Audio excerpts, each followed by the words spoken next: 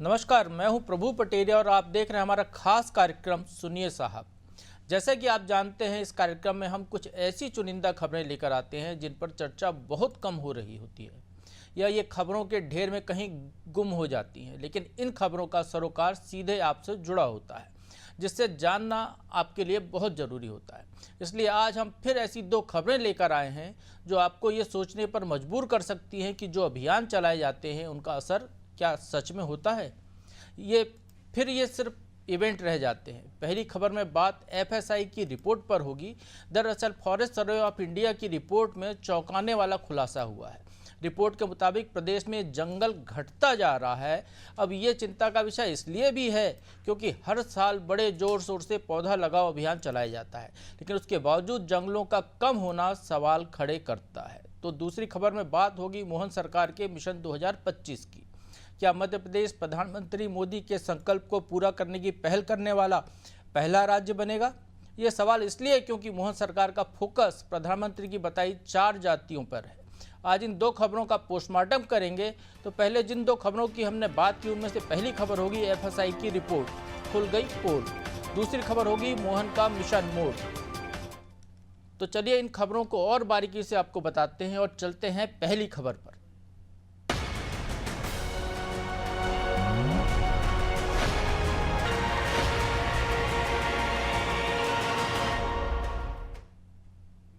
वैसे तो ये हर साल की रिवायत सी बन गई है कि जुलाई का महीना आते आते सूबे की सरकार को हरियाली महोत्सव याद आने लगता है। आम आदमी को इस रिवायत की याद सरकार के अभियान दिला देते हैं। देश भर के साथ मध्य प्रदेश में भी पौधा लगाने का अभियान जोर शोर से चल पड़ता है। इस बार तो इंदौर ने रिकॉर्ड तक बना दिया और ये अभियान प्रदेश में कितनी हरियाली ला रहा है, इसकी पोल हाल ही में आई फॉरेस्ट सर्वे ऑफ इंडिया की रिपोर्ट ने खोलकर रख दी है। शायद ये जानकर हैरानी हो कि 2021 की तुलना में प्रदेश के वन आवरण में 371.54 वर्ग किलोमीटर की कमी दर्ज की गई है। एफएसआई के आंकड़े सामने आने के बाद सवाल उठ रहे हैं कि क्या पौधा लगाने का अभियान महज सियासी इवेंट बनकर रह गया है? चलिए आज इसका पोस्टमार्टम करते हैं।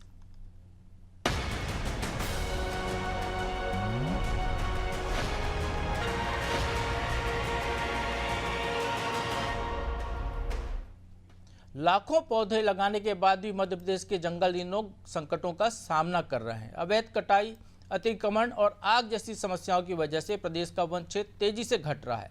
एफएसआई यानी फॉरेस्ट सर्वे ऑफ इंडिया की ताज़ा रिपोर्ट में इसका खुलासा हुआ है। दरअसल रिपोर्ट के मुताबिक मध्य प्रदेश के कुल वन क्षेत्र को 3 हिस्सों में बांटा गया है। पहला बहुत घना जंगल जो 7000 वर्ग किलोमीटर से ज़्यादा है, तो दूसरा सामान्य घना जंगल जो 33,000 वर्ग किलोमीटर से अधिक का है, और तीसरा है खुला जंगल जिसे ओपन फॉरेस्ट कहते हैं अंग्रेजी में, जो कि 37,000 वर्ग किलोमीटर के करीब है। इन सभी को मिलाकर राज्य में कुल वन क्षेत्र 77,000 वर्ग किलोमीटर से ज़्यादा है, लेकिन 2021 के मुकाबले इस क्षेत्र में 371.54 वर्ग किलोमीटर की कमी दर्ज की गई है। अब ये सवाल है कि हर साल पौधारोपण के बावजूद क्यों घट रहा है प्रदेश का वन क्षेत्र। दरअसल मध्य प्रदेश सरकार हर साल 10 से 15 करोड़ पौधे लगाने का दावा करती है, लेकिन वन क्षेत्र में लगातार हो रही कमी बताती है कि पौधारोपण का असर जमीन पर नहीं दिख रहा है। इसके पीछे अवैध कटाई, आग और अतिक्रमण जैसे कारणों को बताया गया है। वहीं छत्तीसगढ़, उत्तर प्रदेश, ओडिशा और राजस्थान में वन क्षेत्र बढ़ गया है। हालांकि वन क्षेत्र में कमी के बावजूद मध्य प्रदेश देश का सबसे बड़ा वनावरण वाला राज्य है, फॉरेस्ट कवर जिसको कहते हैं। इसके बाद नंबर आता है अरुणाचल प्रदेश का और फिर छत्तीसगढ़ का नंबर आता है। हालांकि एक कार्यक्रम में प्रदेश के जो मंत्री कैलाश विजयवर्गीय ने दावा किया कि इंदौर में लगाए गए सभी पौधे जिंदा हैं, यानी जितने पौधे लगाए गए हर पौधा वहाँ पर जिंदा है, उनका ध्यान अच्छे से रखा जाता है, ये उनका एक दावा है। वहाँ पर पर्यावरण में भी नंबर 1 होने का प्रयास कर रहे हैं। आपके नेतृत्व में मुख्यमंत्री जी 51 लाख पेड़ अभी लगाए और 51 लाख पेड़ अगली बार फिर सीजन में लगाएंगे। उसकी तैयारी हमने चालू कर दी है। अब एक रिकॉर्ड और बना रहे हैं कि हम एक दिन में 12,40,000 पेड़ हमने लगाए थे। ये वर्ल्ड रिकॉर्ड होगा कि 12,40,000 ही पेड़ जिंदा रहेंगे, एक भी उसमें डेट नहीं होगा। इसका प्रयास हम सब करेंगे। आपको ये भी जानकर हैरानी हो सकती है कि India state of forest report 2023 में खुलासा हुआ है कि अति सुरक्षित और संरक्षित क्षेत्र होने के बावजूद भी प्रदेश के कई टाइगर रिजर्व में जंगल घट गया है, जो कि बाघ के पर्यावरण के लिए अच्छे संकेत के रूप में नहीं माना जा सकता, क्योंकि टाइगर रिजर्व में वन विभाग सबसे चौकस व्यवस्थाएं होने का दावा करता है। ये वो क्षेत्र है जहां की एक लकड़ी भी यदि कोई उठाकर घर ले जाता है तो उसके खिलाफ वन अधिनियम के तहत मुकदमा दर्ज हो सकता है, क्योंकि वो रिजर्व फॉरेस्ट के एरिया है, संरक्षित क्षेत्र कहलाता है। लेकिन 2 साल में ही इस क्षेत्र में जंगल में कमी आना खतरनाक है। कान्हा टाइगर रिजर्व के बफर जोन में 1.9 वर्ग किलोमीटर की कमी दर्ज हुई है, तो कोर एरिया जो कि बाघ के लिए सबसे ज़्यादा सुरक्षित माना जाता है, वहाँ तो 12.4 वर्ग किलोमीटर क्षेत्र जंगल घट गया है।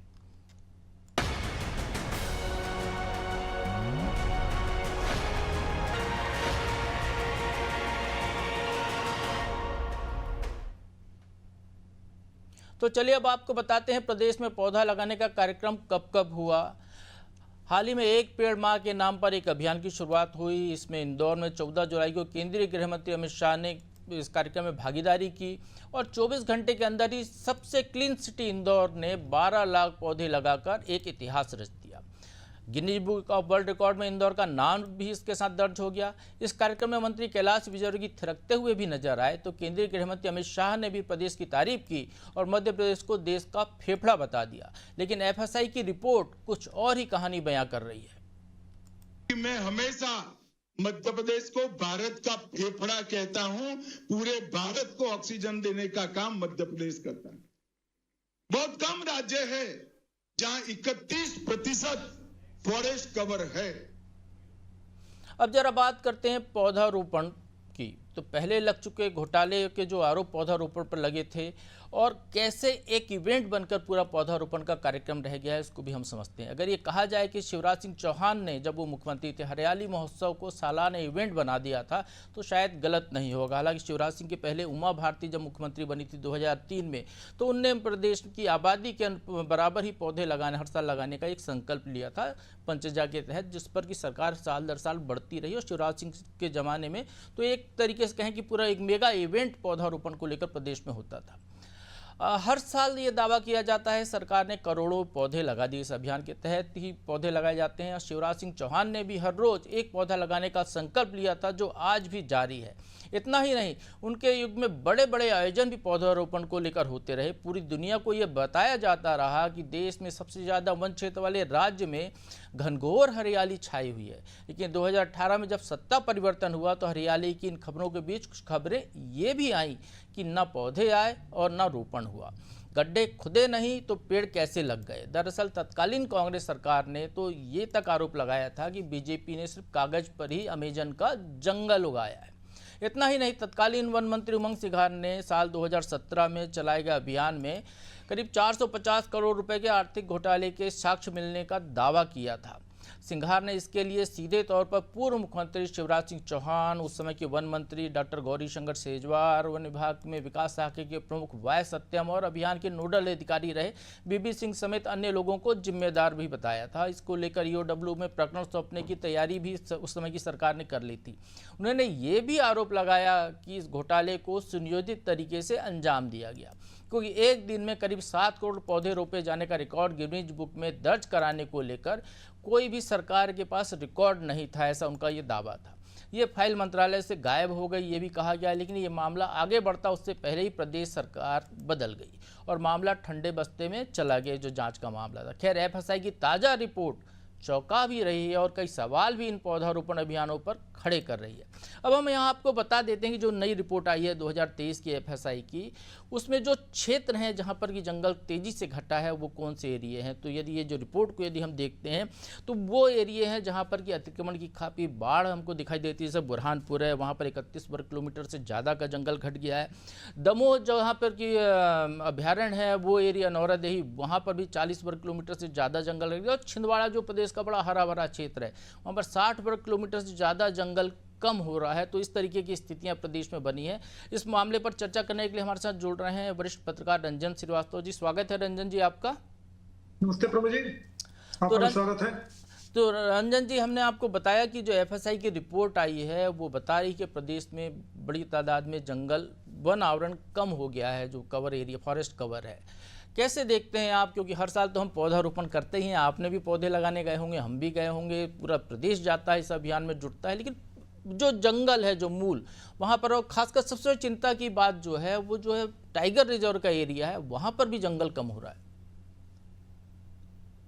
प्रभु जी, मेरा मानना है कि आप पौधे ना लगाएं, वृक्षारोपण ना करें, Guinness book of world record को ना देखें, जो अभी बचे हुए हैं उनको बचा लीजिए।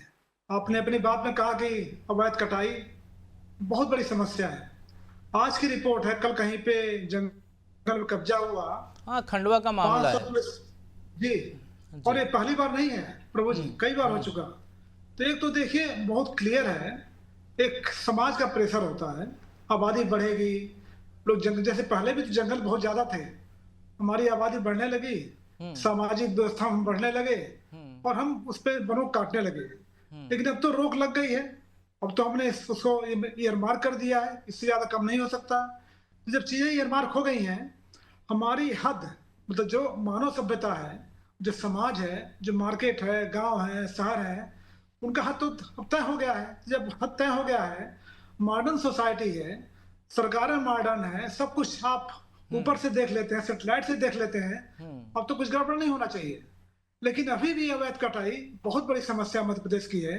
तो दो प्रॉब्लम है, एक तो जो आपने कहा कि पौधे लगते हैं, पौधारोपण होता है, उनकी संख्या गिनना ये बहुत ही चमत्कारिक काम है। आप जानते हैं कैसे पौधे लगते हैं, और उसको बचाना ये तो बहुत आसान काम है ना, कि आप पौधे लगाए, आपने कहा इतने नहीं बचे, कौन देखने जा रहा है जंगल में, आप उस पे कोई, आप एक थर्ड एजेंसी को लगाइए, उससे ऑफिशियली उससे सर्वे करो तो माना जाएगा।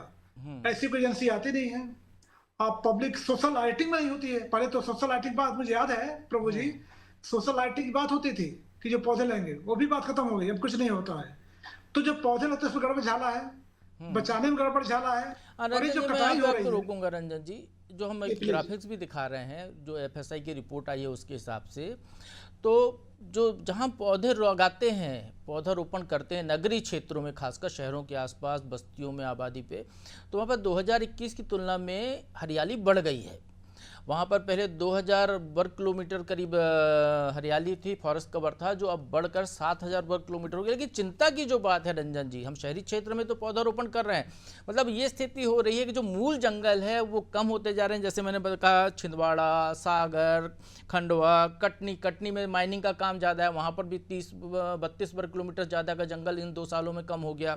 तो दमोह है, यहाँ पर 87 वर्ग किलोमीटर से ज़्यादा जंगल कम हो गया। नौरादेही अभ्यारण्य यहाँ पर, ये देखिए ये ग्राफिक्स जो हम दिखा रहे हैं, हरा जो दिख रहा है वहाँ पर जो फॉरेस्ट एरिया है, जो पीला दिख रहा है वो जो है शहरी क्षेत्र का एरिया है।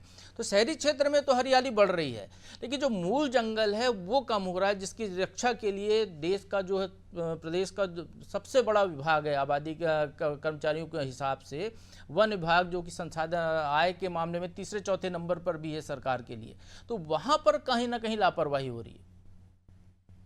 लापरवाही कहें या एक वन विभाग का हमेशा रोना रहता है कि हमारे पास स्टाफ नहीं है, जो लोग इलीगल माइनिंग करते हैं या जो वाइल्ड लाइफ को जो डैमेज करना चाहते हैं, उनके पास हथियार हैं, हम कोई मैच नहीं कर पाते, उनका अपना हमेशा रोना रहता है। लेकिन मेरा मानना है, अगर विल पावर आप में है, अगर इच्छा शक्ति है, तो आप रोक सकते हैं बहुत हद तक। आपको कोऑर्डिनेट करना पड़ेगा, पुलिस साथ लेना पड़ेगा, प्रशासन को लेना पड़ेगा, और सब बहुत असंभव काम नहीं है अगर करना चाहे तो, पहली बात। अच्छा, दूसरी बात एक और चीज हुई है प्रभु जी, जो शहरों की बात कर रहे हैं, तो शहरों में है कि जो डेवलपमेंट होता है उसको तो रोक नहीं सकते आप, तो कंपनसेटरी फॉरेस्टेशन का एक नियम है, लेकिन मुझे उसमें भी डाउट है कि जितना होना चाहिए उतना होता है। अच्छा रंजन जी, एक सवाल और छोटा सा मेरा है, जो वनाधिकार पट्टे का जो मामला आया, अभी आपने जो खंडवा का जिक्र किया था, वनाधिकार पट्टे जो है एक बार देने के लिए 2006 में आया था नियम, उसके बाद ये हर साल पट्टे बढ़ते रहे, तो क्या ये वजह है कि जिसकी वजह से खंडवा, बुरहानपुर, बहुत सारे जगह पर जंगल पहले काट दिया जाता है, फिर वहाँ कब्जा कर लेते हैं और बाद में उसका पट्टा आवंटित हो जाता है?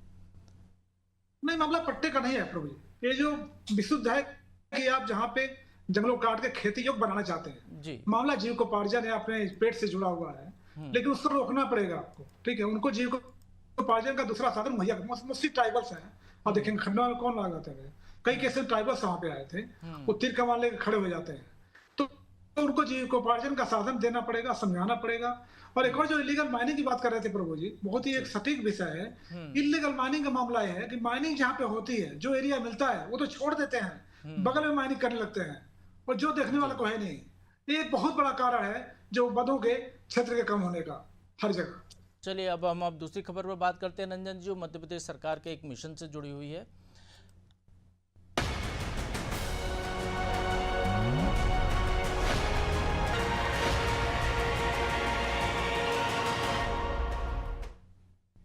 तो मध्य प्रदेश को देश का नंबर 1 राज्य बनाने को लेकर बीते सालों में सरकारों ने कई कदम उठाए हैं, कई योजनाएं लागू की गई। कोई स्वर्णिम मध्य प्रदेश का संकल्प लेकर आया तो कुछ और नया प्रयोग करता हुआ दिखाई दिया, लेकिन वर्तमान मुख्यमंत्री मोहन यादव ने इसे लेकर एक सीधा साधा फार्मूला बनाया है। प्रधानमंत्री नरेंद्र मोदी द्वारा बताई गई 4 जातियों युवा, गरीब, किसान और महिला को केंद्र में रखकर वे 4 मिशन बनाकर अगले 4 साल तक इन वर्गों की बेहतरी की योजनाएं लागू करना चाहते हैं। मुख्यमंत्री की मंशा थी कि प्रदेश में 1 जनवरी 2025 से ये चारों मिशन शुरू हो जाए। युवा शक्ति मिशन, गरीब कल्याण मिशन, किसान कल्याण मिशन और नारी सशक्तिकरण मिशन, ये शुरू करने की उनकी एक इच्छा है जिसको लेकर काम चल रहा है। इस तरह प्रधानमंत्री नरेंद्र मोदी के संकल्प को पूरा करने की पहल करने वाला मध्य प्रदेश देश का पहला राज्य होगा। इसके लिए साल बीतने से पहले मुख्यमंत्री ने अपने सभी मंत्रियों वाला अधिकारियों के साथ मंथन भी किया है। युवा शक्ति मिशन में युवाओं को रोजगार, कौशल विकास और नेतृत्व के अवसर प्रदान कर सशक्त बनाने का कार्य किया जाना है। वहीं गरीब कल्याण मिशन में गरीब और वंचित वर्गों को सामाजिक सुरक्षा, रोजगार और बुनियादी सुविधाएं प्रदान की जाएंगी। नारी सशक्तिकरण मिशन में महिलाओं को आत्मनिर्भर बनाने का उद्देश्य रखा गया है। इसके साथ ही उन्हें आर्थिक, सामाजिक और शैक्षणिक रूप से भी सशक्त बनाया जाएगा। किसान कल्याण मिशन में किसानों की आय में वृद्धि करने के साथ कृषि को और अधिक लाभकारी व्यवसाय बनाने का लक्ष्य रखा गया है।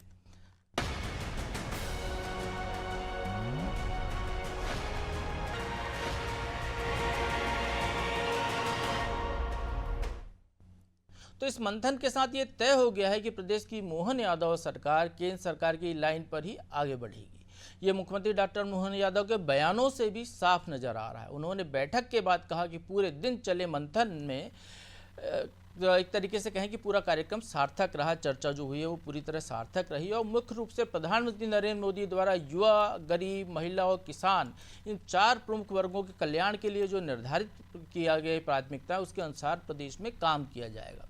इसके लिए शीघ्र ही 4 मिशन भी बनेंगे, जो कि हम बता ही रहे हैं कि बनने वाले हैं। प्रधानमंत्री मोदी के सुशासन को महत्व को भी इस दौरान प्रतिपादित किया गया और सुशासन को दृष्टिगत रखते हुए जो मंथन हुआ है उसमें विस्तृत विचार विमर्श भी किया गया। इसमें मंथन के दौरान जो निर्णय लिए गए उसमें खास स्तर ये था बैठक में चर्चा के दौरान कि विभाग के स्तर पर इन पर अमल किया जाएगा। मध्य प्रदेश को कई क्षेत्रों में हब बनाने को लेकर भी इस दौरान गंभीरता से विचार विमर्श किया गया।